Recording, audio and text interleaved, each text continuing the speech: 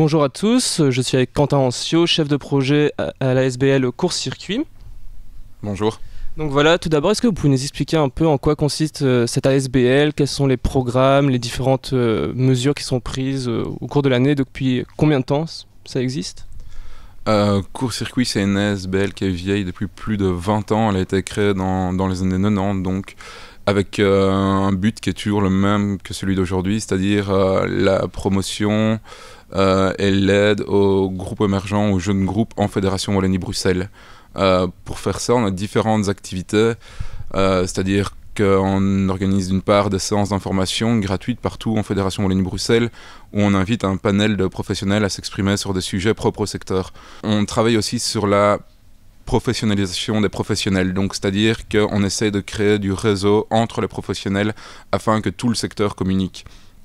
Que d'une part ils communiquent entre eux, entre professionnels, donc c'est-à-dire les labels avec les bookers avec les salles avec les festivals, et voilà, donc créer tout un réseau et que Course Circuit puisse aussi servir de pierre angulaire entre d'une part les musiciens et d'autre part les professionnels. Et justement, vous parliez de ce concours Circuit, est-ce qu'on peut dire que c'est un peu l'événement phare de la SBL?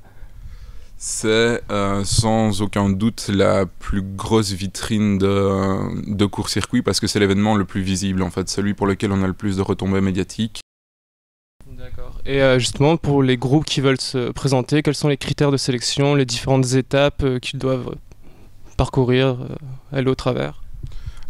C'est assez simple en soi puisque les inscriptions se font en ligne avec pour seule condition d'inscription qu'au moins un des membres du groupe habite en Fédération Wallonie-Bruxelles, d'être en autoproduction, donc ça veut dire d'être suivi par personne, et de jouer son propre répertoire, d'avoir un répertoire original. Donc c'est-à-dire que tous les groupes qui font des reprises par exemple, le concours circuit n'est pas pour eux. Sur tous ces groupes inscrits, cette année par exemple c'était 260, une vingtaine de groupes est sélectionné par le jury. Et ces groupes vont jouer des éliminatoires dans les maisons de jeunes en Fédération Wallonie-Bruxelles toujours.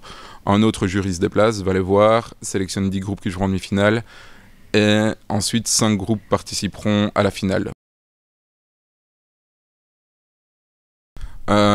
Ouais, ça c'est peut-être juste un aspect que le non-concours met mal en avant, c'est-à-dire que le non-concours est historique, mais c'est plus perçu comme une vitrine. Donc c'est-à-dire que même si il y a une personne qui est élue comme lauréat du concours, un groupe, le but est de mettre tous les groupes en avant, de ne pas mettre un groupe sur un piédestal et que les autres vivent dans l'ombre. C'est-à-dire que les 5 groupes qui sont à la finale, et même ceux des étapes avant, le but est de tous les mettre en avant, qu'ils aient tous des retombées médiatiques. Dans les prix qui sont remis, il y a du coaching, il y a la présence à l'affiche de festivals, de gros festivals en Belgique, ce qui donne vraiment une grosse visibilité aussi.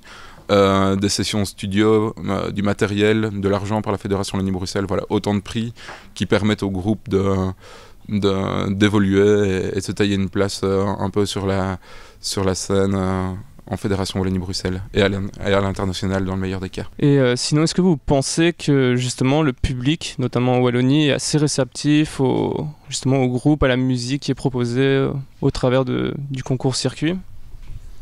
Je pense que le concours est une bonne vitrine, mais que c'est sûrement pas suffisant pour tous les groupes émergents qui sortent en Belgique aujourd'hui.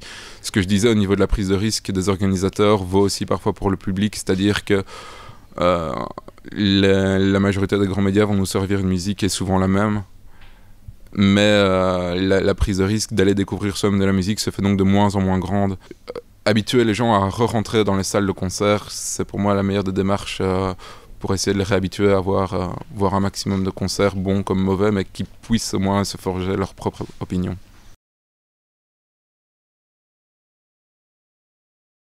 Je crois que le meilleur conseil qu'on peut donner aujourd'hui, si on connaît tous plus ou moins la situation de la musique aujourd'hui, on sait que vivre des rentes de disques, ça devient de plus en plus difficile, même pour les grands. Donc le meilleur conseil pour se faire voir, pour avoir de la visibilité, gagner en crédibilité, c'est de faire un maximum de dates, vraiment toujours dans une certaine mesure, hein, évidemment, celles qui conviennent aussi, mais d'accepter de faire des kilomètres et de se déplacer pour faire des dates, s'il y a un public qui est d'accord de les rencontrer, il faut aller jouer devant eux. Alors, je pense que c'est vraiment le conseil que je peux donner maintenant, c'est jouer tout le temps, partout.